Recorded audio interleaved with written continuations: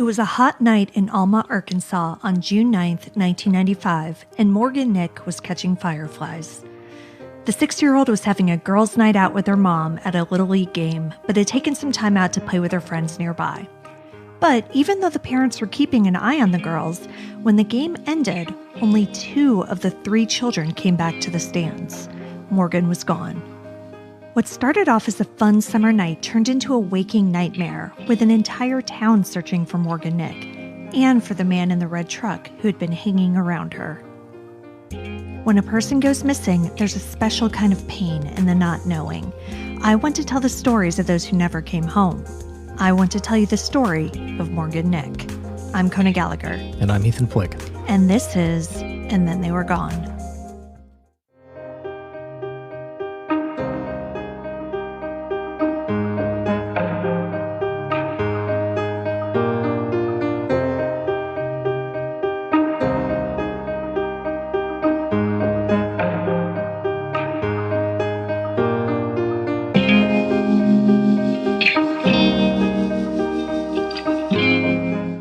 This week's story is one of the oldest ones that we've covered because apparently 1995 was somehow 26 years ago.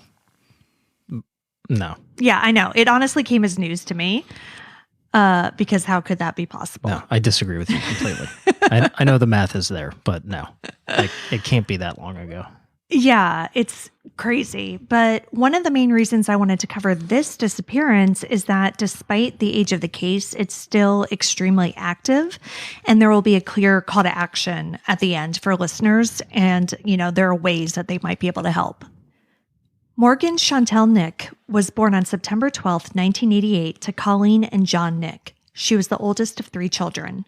A shy girl, she loved being a big sister to her little brother Logan, who was 3.5, and her sister Taryn, who was just 22 months old.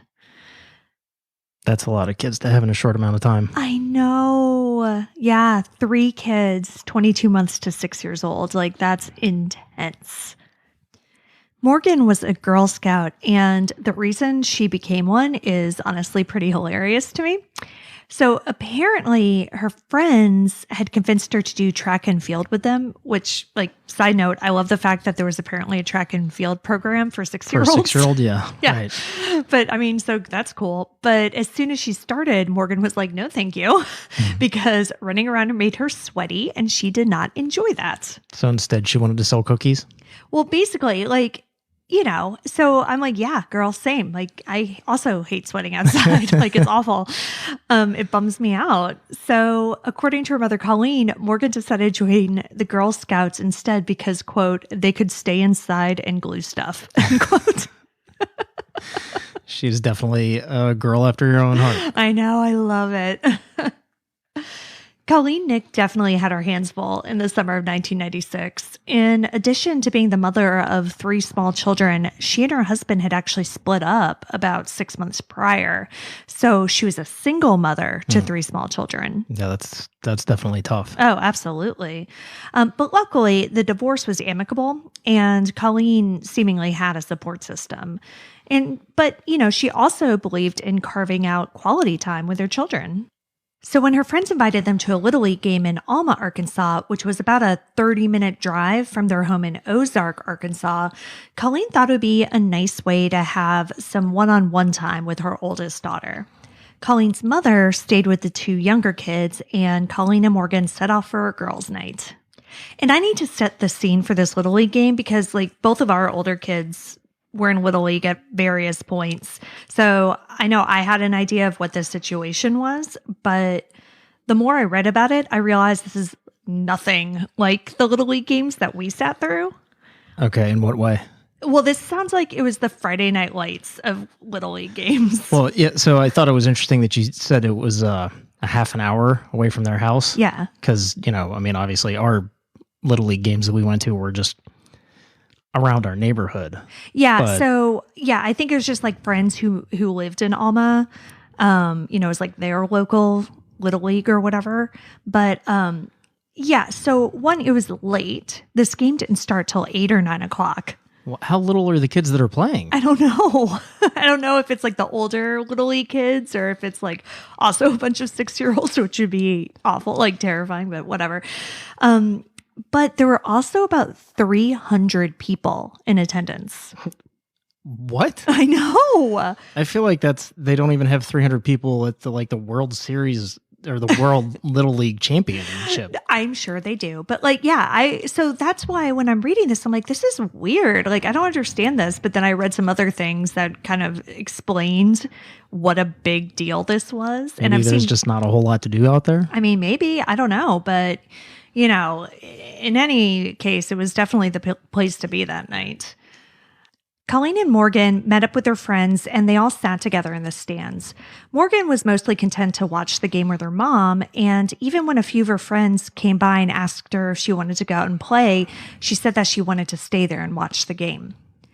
But as you know, Little League games can get a little drawn out. Morgan was only 6. So eventually she got bored of the game and of her mom chatting with her friends. And so she started amusing herself by tying her mom's shoelaces together. But every time she would do it, she would start giggling and totally just give herself away. So she's not exactly like a master prankster at this point. That's cute though. Yeah. But, soon even attempting to prank her mom became boring. So when 2 of Morgan's friends came by around 10:30 and asked Morgan if she wanted to go catch fireflies with them, Morgan asked her mom if she could go. And, Colleen initially told her no because it's like 10:30, her daughter's 6. And there's 300 people around. Right. She just didn't feel comfortable at all about it. But the other parents told Colleen that it was totally safe and that kids played in the nearby field all the time. So they're like, yeah, it's not a big deal. We can see them. And it was only about 50 to 75 yards away and they could see them. Mm-hmm. I mean, they weren't going off super far or anything.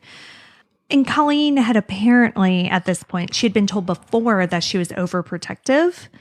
So she was like, okay, if all these other parents are saying it's okay, against her better judgment, she acquiesced.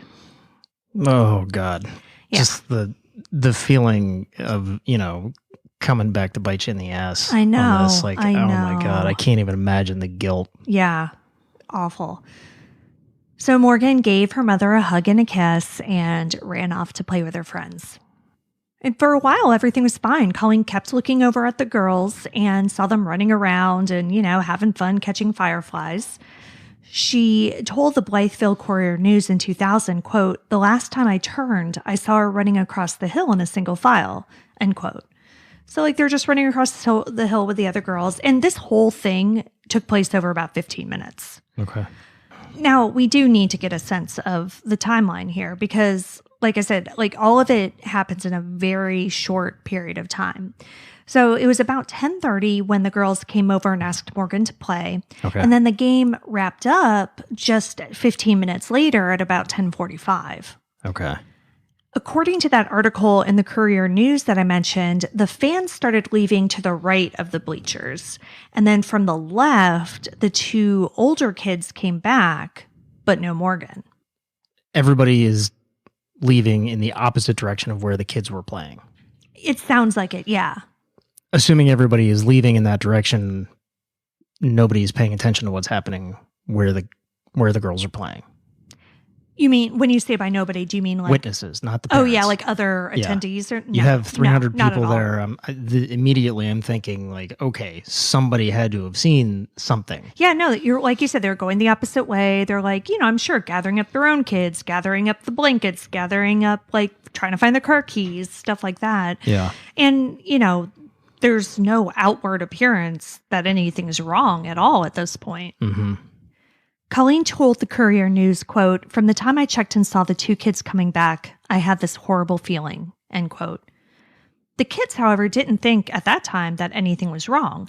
They had been running around and they ran down the hill and they last saw Morgan by a car dumping sand out of their shoes. So we have these videos up on our website. of these two kids who were actually interviewed for the first time on camera 20 years after this. And one of them says something like that it was like a weird sand that was there and it smelled funky. Yeah, so when they last saw Morgan, like they had all been taking sand out of their shoes and, Morgan was by a car and everything seemed totally normal. The two kids finished first and they just kind of like headed back to the stands, which were nearby, and just didn't, I guess, like look to see if Morgan was behind them. Yeah. So at this point, when the kids are like, oh yeah, she's, totally by the car, Colleen still starts panicking because she doesn't see her. And now there are 300 people trying to stream out of this place. Yeah, coming towards them, basically. Yeah, and so like it's so much harder for her to find Morgan right now, Because I'm sure like a ton of kids, and I'm sure that there are a ton of kids who like kind of look like Morgan or whatever. So she can't find her. So she heads to the parking lot because that was the last place that the other two said that they saw her. And, she starts calling Morgan's name. She goes to her car and looks around the car, looks inside the car. Like she even looks under the car, thinking maybe Morgan's playing a game or whatever. Yeah. But as the minutes tick by and there's no sign of her daughter still, Colleen's panic only grows. At this point, she starts to tell people what's going on. And amazingly, since this was 1996, one of the coaches has a cell phone. Oh, wow. Yeah. So like talk about a stroke of luck because hardly anybody had cell phones in 96. Yeah. So he calls police, and in another amazing turn of events, they arrive like 6 minutes later. Okay. Yeah. So I don't know exactly how much time has passed since, Colleen realized that Morgan's been missing. But I mean, we're talking just minutes. I mean, maybe 15 minutes. It's probably like 11 o'clock by this point. Yeah. So again, I mean, you can't ask for a faster response time in a missing persons case. Yeah, no, definitely. Yeah, that's very fast. Yeah. By this time, when the police get there, though, the field had already mostly emptied out by, by people who didn't realize anything was happening and just kind of left. And Morgan obviously still isn't there. Police interview the two kids she was playing with, and they say something that chills Colleen to the bone.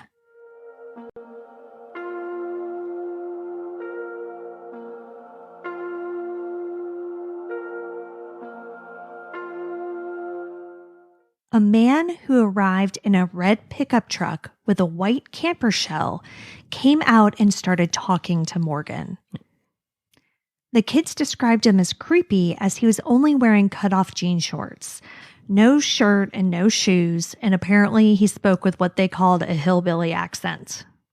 Yeah, so it was totally strange, but other than the lack of clothes, which, wasn't incredibly weird for a hot summer night in Arkansas in 1995, the man was completely ordinary looking. Like he was white and about 6 feet tall and around 180 pounds. And he had shaggy brown hair and some sort of beard growth. Like that's kind of changed over the years, but some sort of facial hair. While the girls saw the creepy man talking to Morgan, they didn't see anything that really alarmed them. Like they didn't see him grab her or, anything like that. She didn't seem distressed at any point. But this still wasn't the last time the kids saw Morgan. It doesn't sound like it. And that's the thing. There isn't a whole lot more detail, even in this interview that they give 20 years later. They really don't get into more detail than this. But yeah, it sounds like they saw this dude talking to Morgan. And then they saw her, dumping sand out of her shoes. So I don't know. Yeah, I'm just trying to piece together the timeline again. Yeah, it's a little murky. In the days that followed, even after police interviewed the 300 attendees at the baseball game, they managed to get a hold of all of them? I mean, just about. I guess it's a small town, so I think they kind of put out the call. They probably just interviewed the entire town. Basically, yeah. Wow. But nobody said that they saw anything. It was as if Morgan simply vanished into thin air. So at this point, the police were probably wondering like how reliable this sighting of a creepy man in the truck was. But then they found information that made them positive that this was the man they were looking for. The very same morning that Morgan disappeared from a Little League game, a 4-year-old girl was pulled into a truck at a laundromat. Luckily, the girl's mother was able to get to her and get her back. Then, the next day, the morning after Morgan's disappearance, a 9-year-old girl in nearby Fort Smith reported that a man tried to get her into a men's restroom, but she resisted. In both cases, the suspect generally fit the description of the creepy man the two girls saw talking to Morgan. How far away was the first incident from the in Alma baseball? In the same time. Oh, really? In the same town, yeah. Oh, wow. Okay. And then the next town was like, I don't know, 20 minutes away or something. Yeah. This news really did kind of drive the investigation, toward this man in the red truck and thinking that there was some sort of like serial predator on the loose, basically. That's exactly right? what I was thinking. Yeah. I mean, because it's a small town, a small area, and one abduction and 2 attempted abductions in roughly a 24-hour period is insane. Like whether it's the same man or different men, it's crazy. And if it's different men, like, was there some weird full moon that made all the child abductors turn into werewolves or something? Again, coincidences? No, I don't believe in coincidences like that. Yeah, but what's really interesting is, so as I was researching this, like every single thing that I read over the years said, that there were these other attempted abductions within this 24-hour period. But then I read on some message board that somebody who works with Colleen Nick actually says that that isn't the case. So according to her, the first abduction or attempted abduction of the 4-year-old was actually like a custody dispute. And it was her father who had come to the laundromat and tried to take her. But she doesn't mention anything about that second incident where the man tried to pull the little girl into the bathroom. So I don't know, but like according to the Nick family, there weren't any other abductions in that period, but according to every news article that I saw, there were. That's interesting. It is, and I don't really know what to make of it, but it definitely like puts a confusing wrench into things. Yeah, I don't really know what to make of that either. I mean, of course, news agencies are not infallible, and maybe they got information that wasn't completely accurate. Like you said, the laundromat one, could have been completely unrelated and could have been a custody issue, but maybe through open sources they found that there was an attempted abduction. And just kind of put it out there as like a possible connection. Yeah, maybe. I don't know. I really don't. But not mentioning the third one, third attempted abduction. Mm-hmm. That's weird. Yeah, so I'm not sure. That is also interesting to note, based on behavior of abductors. Like, so you have one failed attempt, if this is the same person. Right. You have one failed attempt, what seems to be a successful attempt. And then within 24 hours or the same day or whatever, the next day, morning, another attempt. Yeah, that doesn't seem to really jive. You know what I mean? Like, right, and that's what I thought too. Because when I first read about these, the way I kind of misread it, and the way that I read it, it sounded like the 2 attempts were the same day, and then Morgan's abduction was the next day. But it wasn't. It was attempt, Morgan, attempt. Right. And I thought that was weird too. I had the exact same thought. But I read this blog post by a writer, so he's not like a police officer or anything like that. But he did look into this case and, really kind of use a few different methods. And I'll post a link to his blog on our blog. But he used a few different methods to kind of like get basically a suspect profile. Mm-hmm. And he came up with a few different ones. And basically, they both boiled down. He went into a lot of detail, but they both boiled down to either one of these suspects he believed probably sexually assaulted and murdered Morgan within an hour to an hour and a half of her abduction, and that the abduction attempt the next day would be because he was basically feeling powerful after that. And he was kind of on a high and wanted to keep it going. Sure, that's plausible. In the history of typical serial murderers or rapists or whatever, it doesn't usually happen so close. Yeah, and you're right, because I was actually just listening to something about serial killers the other day, and they talk about one of, the hallmarks of a serial killer is a cooling off period between murders. And where they kind of revel in the memory of what they have done. Right. Yes. And so I find it interesting, too, that like these three, if they did intake. If they are connected. Yeah, if they are connected, if they really happened, I guess, that they all happened in this 24-hour period and then nothing really. Yes, that was where I was going to go next. Yeah, like not to say that like crime has never again happened in Alma, Arkansas or around there, but right. It doesn't seem like this was the beginning of some sort of crime wave or anything like that. Right. Again, if it's somebody that's attempting these things in a serial method, there would have been further indications, more of it happening. Even if it's out of the area, it's not going to... Well, but see, that's the problem, because one of, the possibilities here is that it's a transient person, and it could have happened outside of the area after this. Like, he could have continued, but the cases wouldn't have necessarily been linked. You said, what year was this? 95, 95, yeah. Yeah, I guess Amber Alerts weren't really a thing then. They were, right? On television. Amber Alerts started like right around this time. And what's actually interesting is Amber Alerts in Arkansas are named after Morgan. Oh. So they're not called They're Amber Morgan Alerts? Yeah, basically. Yeah. Oh, interesting. Yeah. So her mom has been, fighting. And that's exactly what I'm going to talk about right now, is like what happens to Colleen after this. Because I've watched several interviews with her over the years. And I've read a bunch of stuff too.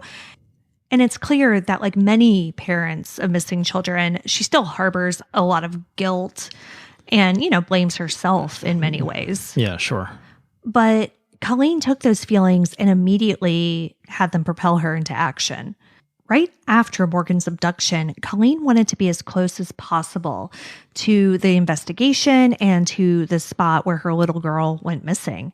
So she and her family moved into the volunteer fire station in Alma for 6 weeks to head the investigation. And that basically became like the volunteer central, location, like headquarters. Mm-hmm. Colleen told NBC News in 2019, quote, "The community in Alma took care of us. It was pretty amazing, especially because we weren't from that community. We saw so much happening with law enforcement that while we struggled, we truly believed that they were doing everything they could. All of our friends, family, and churchgoers started grid searching. We opened our home and gave the officers our house keys and told them, do whatever you need to do to find Morgan," end quote. To the police's credit, it really sounds like they did. Local police immediately called in the FBI, who brought in extra manpower and resources, including this huge computer system. Yeah. Because again, 1995, the internet is kind of a new thing. Right. And, this is a small town police department. Mm-hmm. So they were honestly probably still writing reports on typewriters at this point, maybe word processors. Yeah. But they probably didn't even have computers. So FBI came in, brought all this stuff and immediately started helping. Then law enforcement also gathered home videos from people who had been in and around the ballpark that night to see if they could find a red pickup truck with a white camper shell. That's impressive thinking. I thought so too. Yeah. And even though DNA was still relatively new on the scene, because, keep in mind, this is just a few years after the O.J. Simpson trial, which is how most Americans found out about DNA. Yeah. Police had the foresight to collect cigarette butts, bottles, and other items from the ball field, hoping to flush out a suspect. Wow. I know.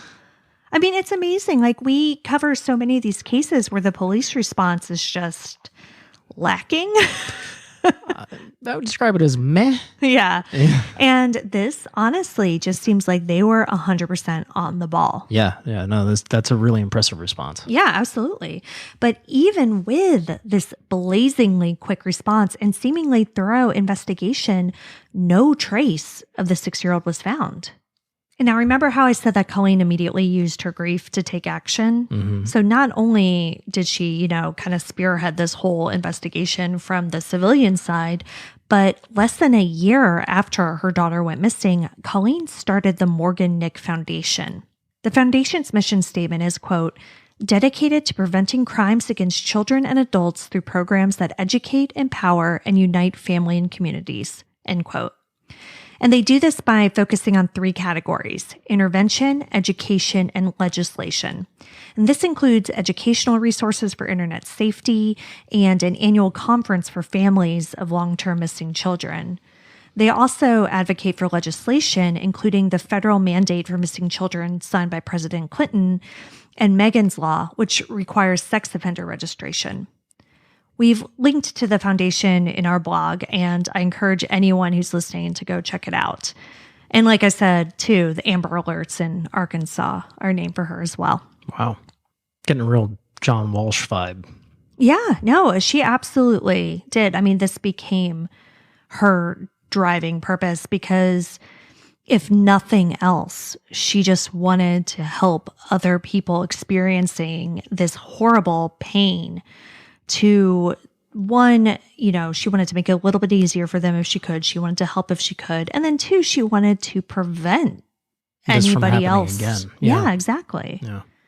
Colleen also moved her family from Ozark to a small home in Alma, which is where Morgan went missing. Mm-hmm. And I found this out not from any of the news articles, but because in 2005, she was the subject of an episode of Extreme Makeover Home Edition. Really? Yeah. And I watched that show religiously. And I vaguely remember this episode because Tony Hawk is in it. So Colleen's older son is a huge skateboarder. And so as part of the thing, because this was their season premiere too, their season 3 premiere. And so they were pulling out all the stops. So they had Tony Hawk show up and meet him and his friends at a skate park and teach them stuff. And he signed a skateboard and it's very cool. Yeah, Tony Hawk's awesome. We love Tony Hawk. So I rewatched the episode though the other day when I was writing this, and it's such a testament to the grit and determination that Colleen has. Morgan was her oldest child, but she still had 2 other, young children at the time who she had to take care of throughout this whole ordeal. She ran the Morgan Nick Foundation from a cluttered desk in the living room of their home.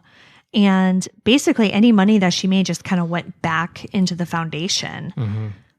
Since Morgan went missing, she has dedicated her life to her 3 children and doing everything in her power to help people in her same situation. It's so funny. It's been years since I've watched that show. But like I said, I used to watch it all the time. And looking back on it now, it's so easy to see how they manipulate your emotions, but it does not matter. As soon as they started the string music and Ty Pennington had his little puppy dog face with his frosted tips, and the puka shell necklace. Yeah. I just started crying at my desk and it just immediately got me. It was so ridiculous.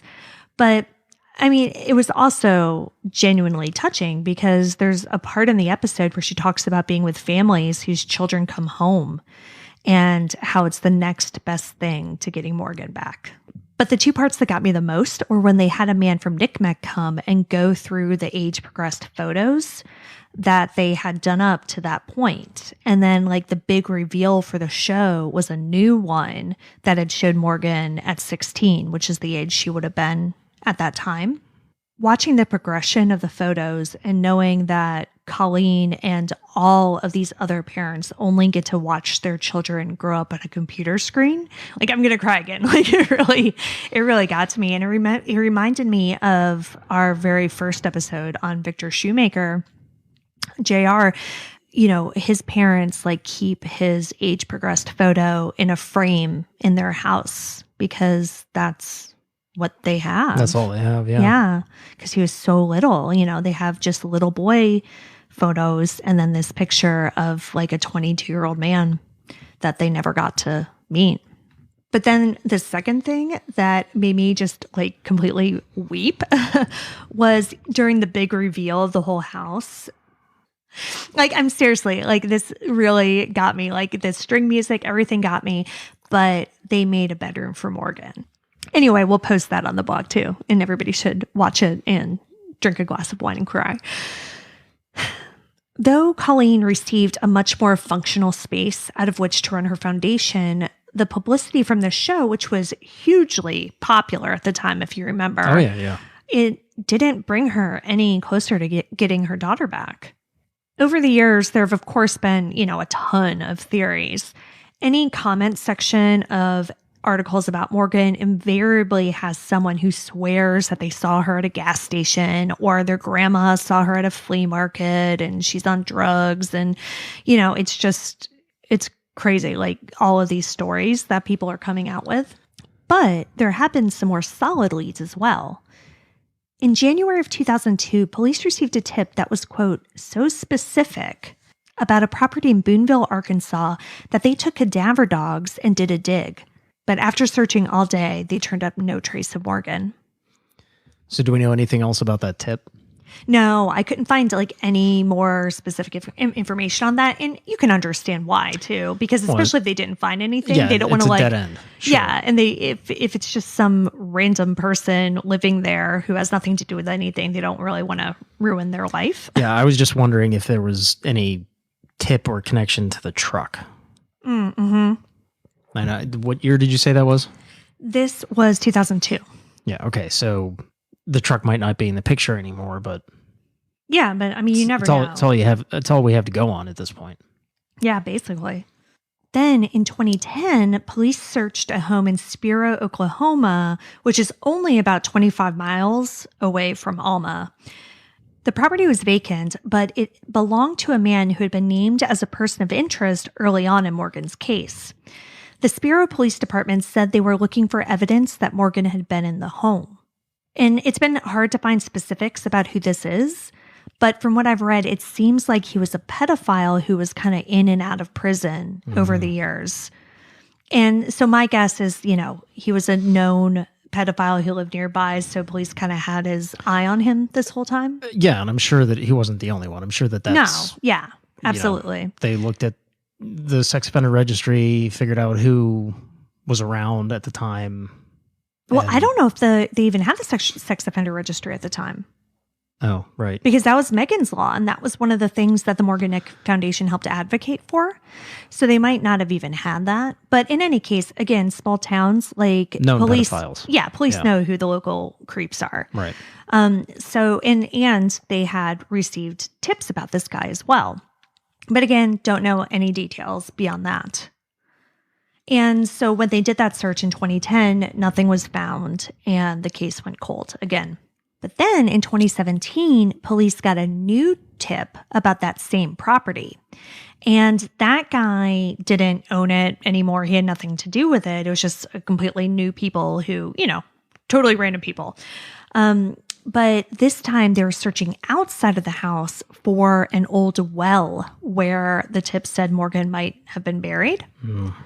And reading about the dig, they were going kind of an inch at a time and just really thoroughly examining everything that they could find. But yet again, nothing was found. By 2017, like I said, the original person no longer lived at the property. Matt Mershon of KATV News tweeted, quote, Alma Chief says property being searched belonged to a person of interest in Morgan Nick case since beginning of the investigation.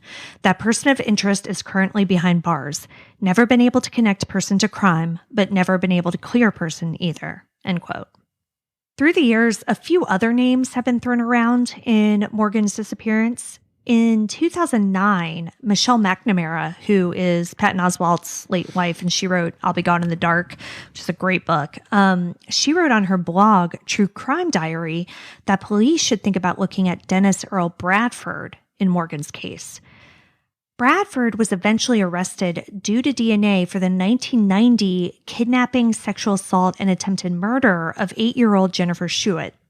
The arrest came 18 years after the crime, and Bradford was already in prison for another kidnapping and sexual assault in Arkansas. He was in the state at the time of Morgan's disappearance and generally fits the description of her abductor. Yeah, but his possible involvement remains a mystery as he was found dead in his jail cell in 2010. Well, that's not going to lead anywhere then. Yeah, exactly. Because with Jennifer, Jennifer survived. And so they had a lot of DNA on her. Mm-hmm. And so they eventually, like I said, 18 years later, were able to connect it to him. But we don't necessarily have that in Morgan's case, which obviously makes cases like this a lot tougher. Yeah. More recently, internet sleuths have started pointing toward another suspect, though, Richard William Davis. Just last year, in October of 2020, genetic genealogy matched Davis's DNA to that of a man who raped and murdered 5-year-old Siobhan McGinnis in Missoula, Montana back in 1974. So after this genetic DNA link came out, investigators started digging into his life and interviewing family members and stuff. And they found that he had moved around a lot and would often lie to his family to cover up his tracks. For instance, when McGinnis was murdered in Montana, Davis had told his wife that he was visiting family in Oregon. He would also make up new job offers to get his family to move, without much notice. And so he was, even though a family man, he was also very transient. Mm-hmm. His behavior was so erratic and suspicious that the FBI is now actively looking for other possible victims in the area where he lived. And guess where he was in the summer of 1995? Arkansas. Yes. Specifically, he lived in Cabot, Arkansas, which is about 2 hours away from Alma. And now, as we were talking about before, as Morgan has never been found, there's obviously no DNA evidence from her clothes like there were with Jennifer Schuetz or anything like that. But the police presumably do have all of those cigarette butts and soda bottles that they collected back in 95 still. So if anything from those items can be tested and matches Davis, that can at the very least tie him to the area. That's assuming that they kept all of that. Well, exactly. And I only hope that this is still an open case, but it's 25 years. That's it's a small long town. Time to keep evidence like that. It absolutely is. But I mean, this case has been really high profile for the entire 25 years. So that's why I'm kind of hoping. Hope I would, but I don't know. Either way, Davis isn't talking because he is also dead. He died of natural causes about 8 years ago, before it was found out that he murdered Siobhan McGinnis. But they have his DNA now. Yeah, so they have his familial DNA, so they can link him to any future crimes that they have DNA for. So in theory, if the police in Alma put any of these samples into CODIS, and it matches him, there you go. Mm-hmm. And CODIS is the DNA profile. Right, database. Yeah. So for anybody that doesn't know what that is. Yeah, much like the Cherry Mahan case that we covered last season, Morgan Nick's case still gets an astonishing number of leads, even decades later. And now a 5-part documentary series called Still Missing Morgan Nick is in production. It was supposed to be released last year, but I'm assuming COVID kind of derailed the filming a little bit. So it's still not out, but I want to mention it because producers have put out a call to action that I'd like to repeat.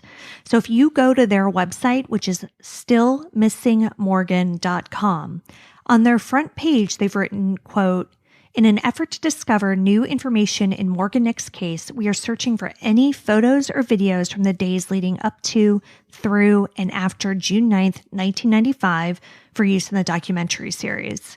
And you can submit that right there on the website.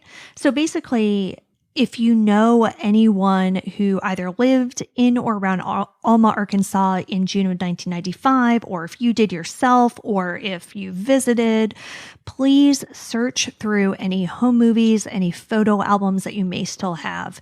And if you have anything, even if you think it doesn't matter, if it's just anything from around that time, please submit it to stillmissingmorgan.com.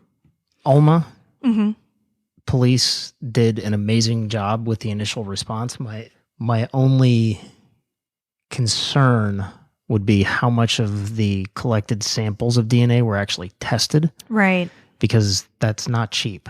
No, and if it's a not. small town police department, they might not have the money or financial resources to test every piece of evidence. Exactly. And it very well could be a case where none of it was tested because they don't have a suspect. Right. They could be waiting to match it against somebody as opposed to spending that money, like you said, running all of that through CODIS just in hopes that something comes up. Right. Or maybe pieces of evidence were tested, but the technology has advanced and CODIS has advanced. Right. Because there was no CODIS back then. Well, exactly. And, genetic genealogy, like solving cases that way, is really only started happening in the last few years. It's new science. Yeah. It's very new. Yeah. And that's how a lot of these people are getting caught. And that's not how they were getting caught in 95, 2000, 2005, up until really about 2017. Right.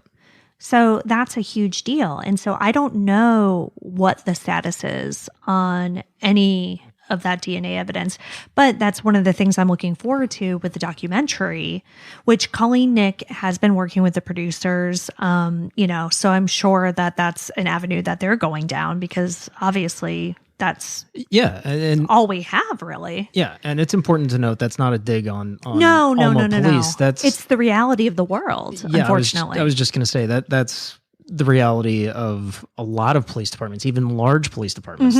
They just don't have the resources to test every possible piece of DNA. Absolutely. Especially when there's no suspect. Right, because that costs victim. A lot of money. Yeah.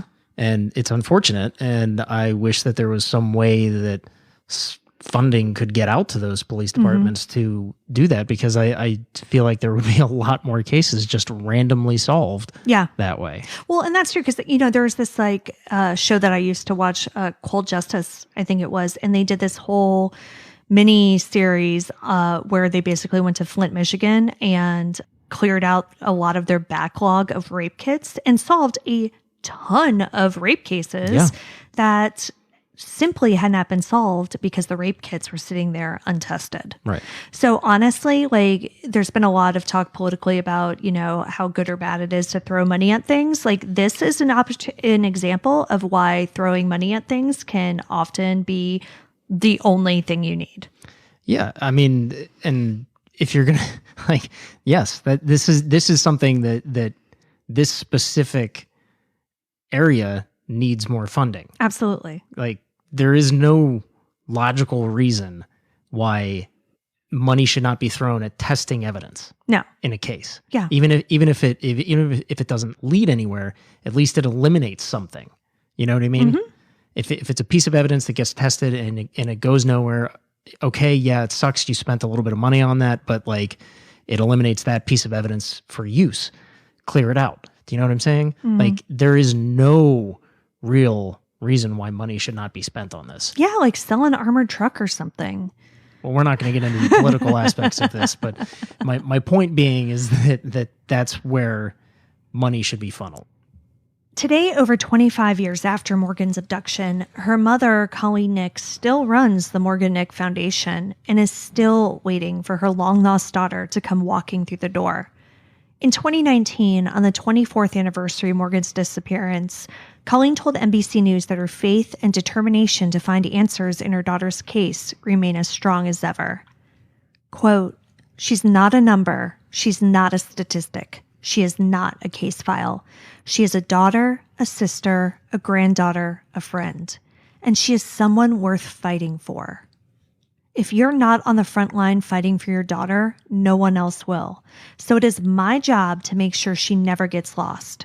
Until someone can prove to me that Morgan is not coming home, then I am going to fight for her." End quote.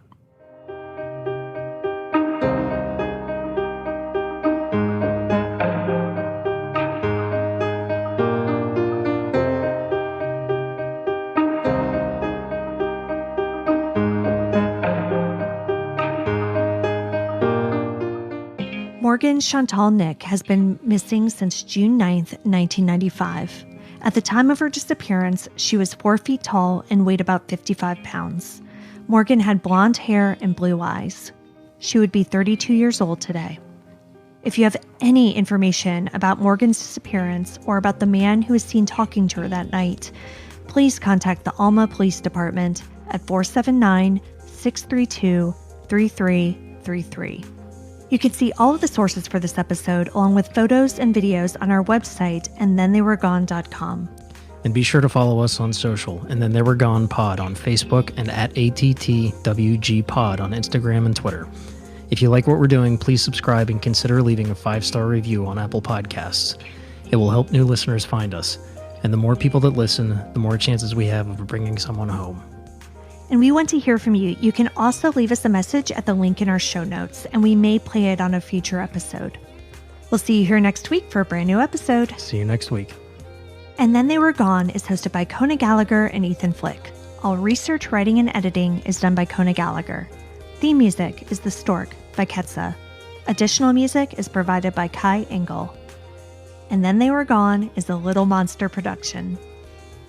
Hey, you could